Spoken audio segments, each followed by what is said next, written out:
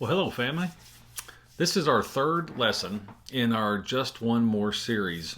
And I sincerely hope by now that you know the name of your Just One More, that you've prayed for this individual by name, that you've asked God to give you, the opportunity to introduce that person to Jesus. As we've talked in previous weeks, possibly the greatest tool that you have in your spiritual toolbox when it comes to sharing your story is your story. It's the story of you encountering and coming to Jesus. You are an expert on your story. You may not be a preacher or an elder or a deacon. You may not be a theologian. You may not be a Bible scholar, but you are an expert on you, and no one can doubt that. And I bring that up because one of the best ways to share your faith is to begin with your personal story. Why? Well, simply put, a person can't argue with what God has done for you. They can argue with you about the Bible. They can argue with you about theological things. They can argue with you about anything they want. But they really can't argue with your own story of how Christ has transformed your life. Simply put, your story is your personal experience of how you came to know Jesus Christ. And every believer has that story to tell. Granted, some stories may be more dramatic than others, but all stories are valid. The fact of the matter is, when you boil it all down, and we all have the same basic story. Like the blind man who was healed in John chapter 9, verse 25. He says, "One thing I do know, that though I was blind, now I see." Your Jesus story will include basically three things, okay? And these three things apply to everyone's story. We're all the same in that respect. Your story will include what your life was like before coming into contact with Jesus, how you came to Jesus, and what your life is like after coming to Jesus. It's that simple. And your story doesn't have to be the next Iliad or the next Odyssey. It shouldn't take hours to tell. And I want to briefly, real quick, give you some practical ways that can help you in sharing your personal story. The first is this, and it's pretty obvious, but still, don't exaggerate or glorify your past. In your story, accuracy is important, and so is truthfulness. Some people's stories become just that. They become a story rather than an accurate experience of what happened to them. They tend to change over time. They get more dramatic with the telling. It's like that fish, that you caught. The first time you tell the story, the fish is this big.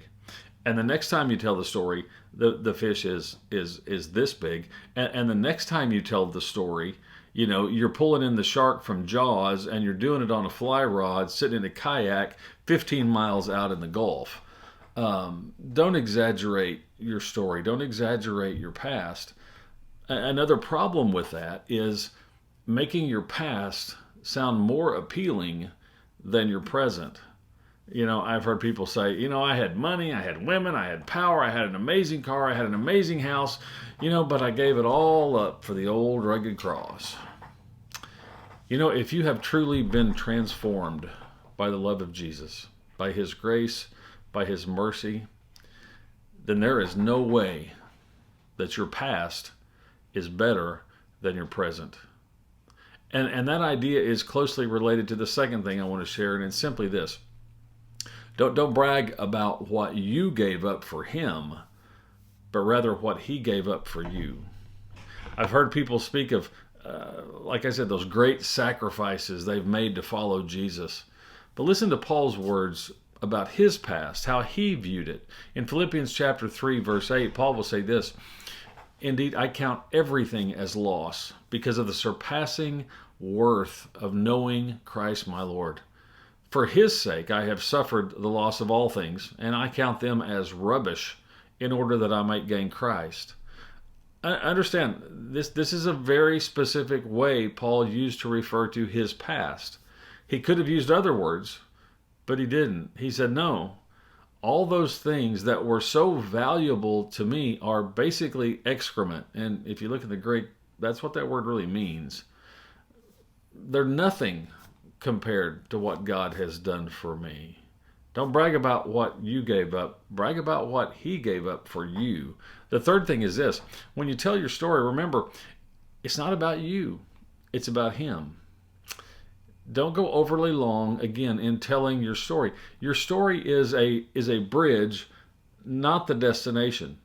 The destination is Jesus and his story, his love for humanity, his death on the cross, his resurrection from the dead. The power to save is in his story, not in yours.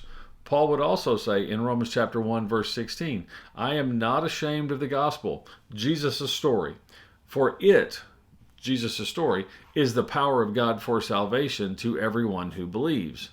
Your story is merely a bridge to get people to his story.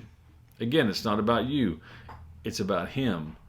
Just give the big picture and sum it up. You had your eyes opened, you've been turned from darkness to light, your life is no longer under the power of Satan, but now under the power of God, and for that he deserves all the glory. You might even close your story out with a question. Have you ever heard anything like this before? And if they say yes, then ask them to tell you their story. One of the great things about telling your story to somebody is that affords them the opportunity to tell their story to you. And listen to it. Listen to it. And after you've heard it, then simply do the fourth thing I wanted to ask you to do. And it's just simply this. Offer your recommendation. Okay? When you share the gospel, you don't have to pull out a pulpit. You don't have to elevate your voice or change into some, different way of speaking. Think of sharing the gospel as simply making a recommendation. We give recommendations all the time, and we like to. We go eat at a nice restaurant, and we can't wait to tell somebody about it. We go see a great movie. We can't wait to tell somebody about it. So here's what I'm saying, right? Go into all the world and recommend the gospel to people. Some of the most effective evangelists I know are not elders or preachers or even evangelists. They're just regular Christians in everyday walks of life.